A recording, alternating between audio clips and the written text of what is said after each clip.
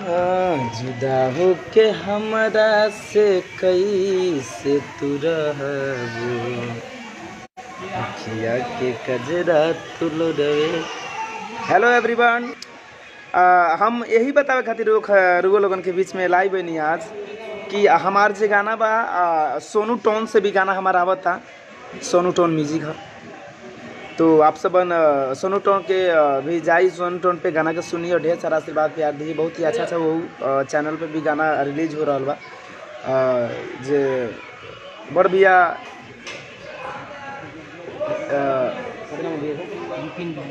बड़ भैया विपिन भैया के कंपनी है संजीवनी म्यूजिक, और ओकरा बाद में सोनू टोन।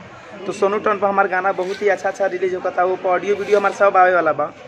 और मिठू भैया, थैंक यू मिठू भैया। हमारे मिठू भैया के भी गाना हमार और मिठू मार्शल भैया के भी गाना वो चैनल पे आवा था। तो आप सब जाइए और गाना की सुनी, ढेर सारा आशीर्वाद प्यार दी। जैसे कि हमने के गाना जैसे RCM में भी तो लगातार होते बा, रुगो लोगन सुनता नहीं है। बहुत ही अच्छा गाना हम रुगो लोगन के बीच में भेजते रहता नहीं है। बहुत ही अच्छा प्यार आशीर्वाद मिला था। लव यू भाई, लव यू।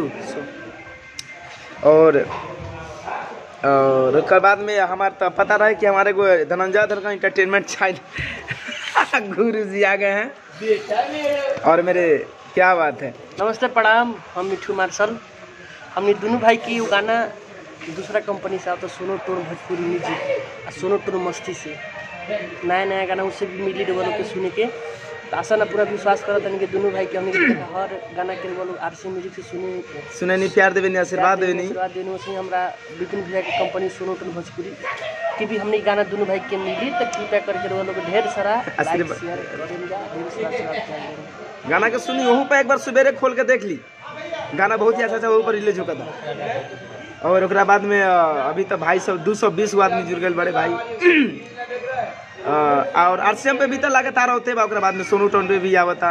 और आप लोगों को बता देवल चाहता नहीं कि हमने के राहुल लोगों के आशीर्वाद से प्यार से हमने के दोनों भाई को धनंजय दरकन इंटरटेनमेंट भैया के मिठू मार्शल म्यूजिक वर्ल्ड चैनल अपन पर्सनल चला था कुछ इंटरटेनमेंट करे खातिर। तो हम चाहें कि आप लोग देखिए खरबूजा बेचाता दिल्ली में घुमा चल गई का जाके तक हमनी के चैनल के आप सब आशीर्वाद दे देती तो बहुत ही अच्छा लगी। क्या कि नया चैनल बन हमारे पर 3-4 गो वीडियो हो अभी प्रोग्राम के 2-3 हो या बाद में एगो वीडियो ऑडियो हो छठ के।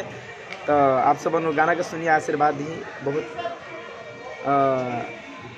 मिठू भैया कोनो गाना रिलीज भइल का सुना दियो, कोनो गाना नया कोनो हमनी के दोनों भाई के गाना के रिलीज होई रे RCM भोजपुरी से।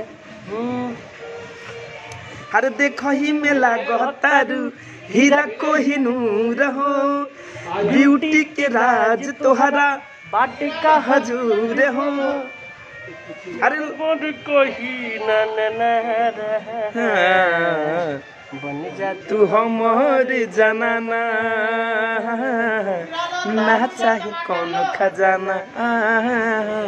वीडियो बहुत जल्द बहुत ही मतलब बहुत बढ़िया एगो माई रे हमर माही एगो वाली चाही, माई रे हमर माई टिकटॉक वाली चाही।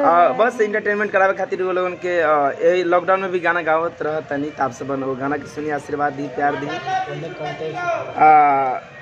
एने कंटेंट बनाता लोगन के।